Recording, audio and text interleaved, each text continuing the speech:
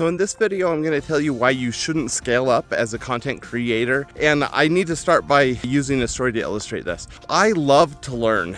Anything creator economy, anything video editing, YouTube, Amazon, I'm there for that. I love to watch YouTube videos and I'm subscribed to dozens. I love to watch or listen to podcasts. And in the podcast world, there are just a handful of podcasts that really focus on the creator economy and video creation. You've got stuff like Colin and Samir, Think Media, Dusty Porter's YouTube Creator Hub, and then Tim Schmoyer had one called Video Creators. And what I noticed is, and this is true also in the entrepreneurial space where you talk about passive income and making investments, there's a handful of podcasts that kind of dominate. But what I have observed over the last decade since podcasts really started becoming popular was that you'll start with a single creator who will do a podcast. And it'll be someone like you and me who has some passion about some content area. They start talking about it and they gain expertise and gain a following. So over time, their brand grows and they get new opportunities. So then they start to collaborate with other people. And as they collaborate with other people, they start getting offers. And a lot of these offers are financial offers where maybe we'll buy out your brand or buy out your company, or maybe we'll create a partnership, or maybe you'll get sponsored videos and start working with advertisers.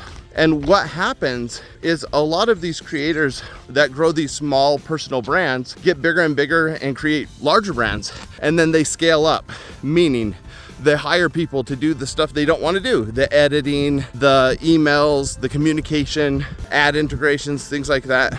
And what will happen is there'll be a period of time, typically a few years, where as they scale up, they become much more profitable. Now they're working with a team of full-time creators, and those teams will grow from anywhere to up to 5 to 20 people.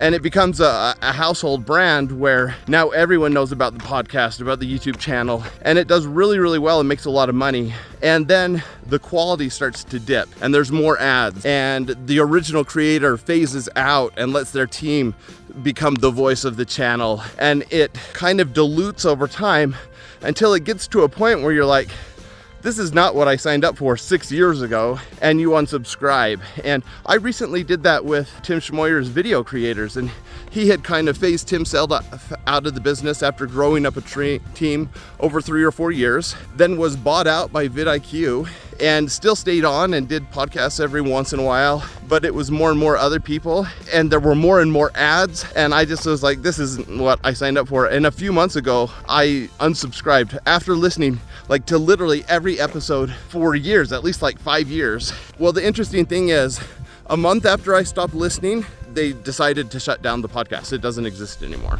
It's interesting because this has happened to me several times with other brands where I started listening to a personal brand. It grew, it got diluted.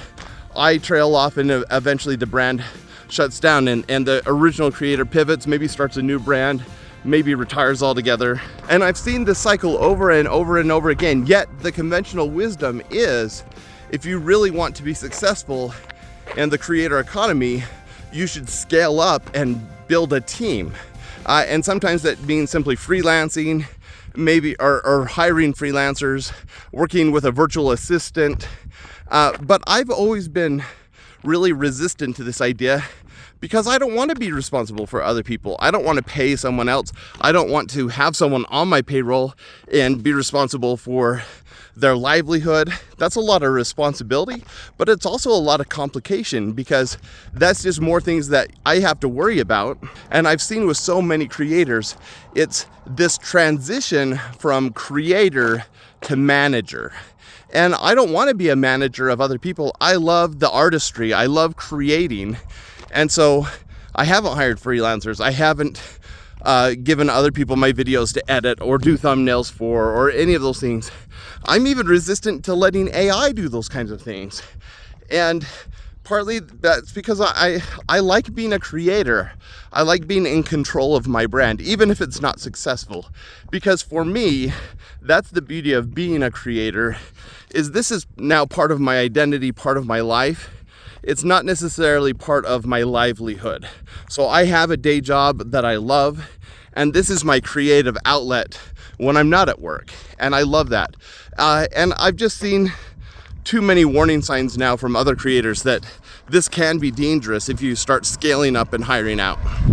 So this video is just kind of a rant, but it's something that I want to bring up because I haven't heard very many contrarians like myself say, don't scale up, don't create a bigger brand, don't make something that you could sell. Because I think a lot of the joy comes in being a solo creator and building your own brand. So just my 2 cents on that.